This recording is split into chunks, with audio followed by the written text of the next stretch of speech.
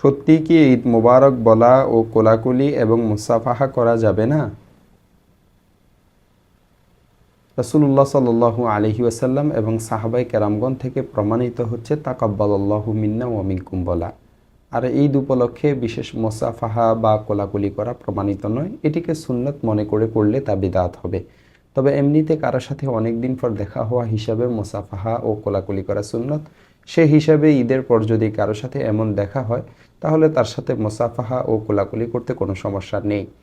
আপনার ঈদ মোবারক হোক, এরকম দোয়া হিসাবে যদি ঈদ মোবারক বলে থাকে, তাহলে এতেও কোনো সমস্যা আছে বলে মনে হচ্ছে না। তবে এটিকে সুন্নত বা মুস্তাহাব মনে করে বললে বিদআত হবে। এমনিতে সৌজন্যতা হিসেবে বলা যেতে পারে।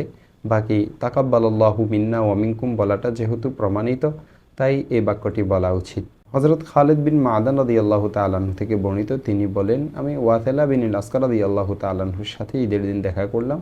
তখন আমি তাকে বললাম, তাকাব্বালাল্লাহু মিন্না ওয়া মিনকা। তখন তিনি বললেন, হ্যাঁ, তাকাব্বালাল্লাহু মিন্না ওয়া মিনকা।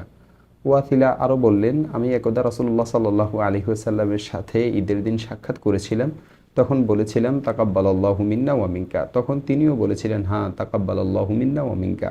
দেখতে পারেন সুনানুল কুবরা লিল বাইহাকি, হাদিস নং 6294, মাজমাউজ জাওয়াইদ, হাদিস নং 3255। মুহাম্মদ বিন জিয়াদ রহমতুল্লাহি আলাইহি বলেন, আমি আবু উমামা বাহিলি রাদিয়াল্লাহু তাআলা আনহু ও অন্যান্য সাহাবীদেরকে পরস্পরে ঈদের নামাজ থেকে ফিরে যাওয়ার সময় তাকাব্বালাল্লাহু মিন্না ওয়া মিনকুম বলতে শুনেছি।